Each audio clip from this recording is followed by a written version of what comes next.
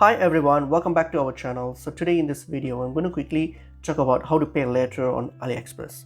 So let's get into the video. So if you want to use Klarna on AliExpress for any of your purchases, what you can try choose or just add an item to your cart.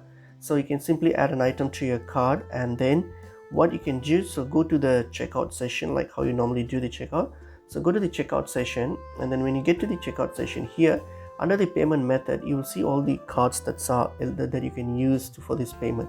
So see if you have Klarna option available. Just keep in mind that Klarna option is only available at certain markets, and if your region are within the markets, then you'll be able to use Klarna. Okay, if so, you can choose Klarna option, or else you can also do what you can also do is if you go to Klarna and then you can just order a one-time card, a Klarna card, which is basically a Visa card.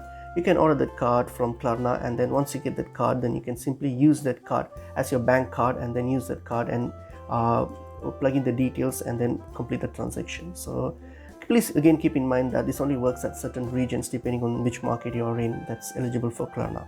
Hope this video was helpful. I will see you in another video. Thank you.